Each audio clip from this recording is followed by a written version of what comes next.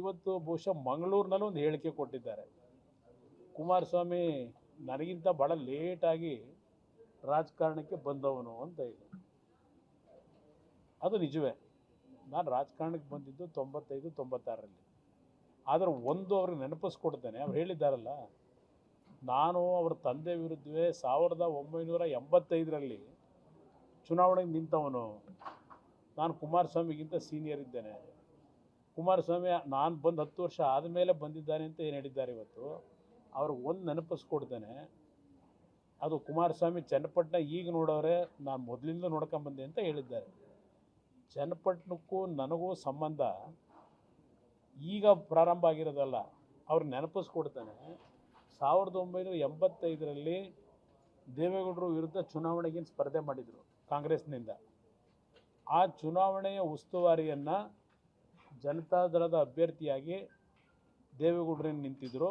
ಆ ಚುನಾವಣೆ ಉಸ್ತುವಾರಿ ನಾನೇ ಸಾತ್ನೂರು ವಿಧಾನಸಭಾ ಕ್ಷೇತ್ರದಲ್ಲಿ ತೆಗೆದುಕೊಂಡಿದ್ದವನು.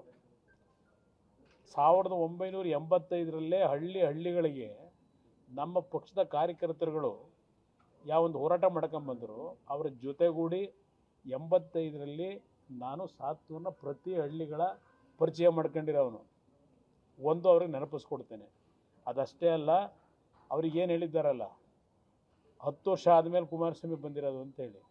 ಅವತ್ತು ಸನ್ಮಾನ್ಯ ದೇವೇಗೌಡರು 2 ಕ್ಷೇತ್ರದ ಚುನಾವಣೆಯಲ್ಲಿ ಏನು ಗೆದ್ದಿದ್ರು, ಸಾತ್ತೂರನ್ನ ತೆರವುಗೊಳಿಸಿದರು.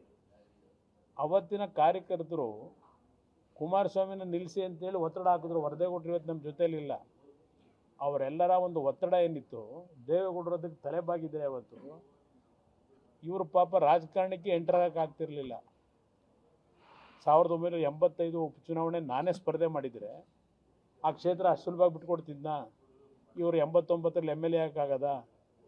89ರಲ್ಲಿ ಇದೆಲ್ಲ ನೆನಪಿಸ್ಕೊಳ್ಳಿ. ರಾಜಕಾರಣ ನಿಂತ ನೀರಲ್ಲ, ಹರಿತಾ ಇರುತ್ತೆ. ಇದರಲ್ಲಿ ಏಳು ಬೀಳು ಇದೆಲ್ಲ ಎಲ್ರಿಗೂ ಸರ್ವೇ ಸಾಮಾನ್ಯ. ಅದರಿಂದ ನಾನು 10 ವರ್ಷ ಆದಮೇಲೆ ಬಂದನೋ, 10 ವರ್ಷ ಆದಮೇಲೆ ಬರಲಿಕ್ಕೆ ಕಾರಣ ಏನು, ಇದೆಲ್ಲ ಇತಿಹಾಸದಲ್ಲಿ ಪುಟಗಳಲ್ಲಿ ಇದ್ದಾವೆ. 85ರಲ್ಲಿ ದೇವೇಗೌಡರು ನನಗೆ ಪರ್ಮಿಷನ್ ಕೊಟ್ಟಿದ್ರೆ ಅವತ್ತು ಆ ಕ್ಷೇತ್ರದ MLA ನಾನು ಆಗ್ತಿದ್ದೆ. ಅವತ್ತೇ ನಾನು ಎಂಟರ್ ಆಗ್ಬಿಡುವೆ. ಇವತ್ತೇನು ರಾಜ್ಯದಲ್ಲಿ ಕೆಲವು ಘಟನೆ ನಡೀತಿದೆಯಲ್ಲ, ಇದ್ಯಾವುದು ನಡೀತಾನೆ ಇರಲಿಲ್ಲ.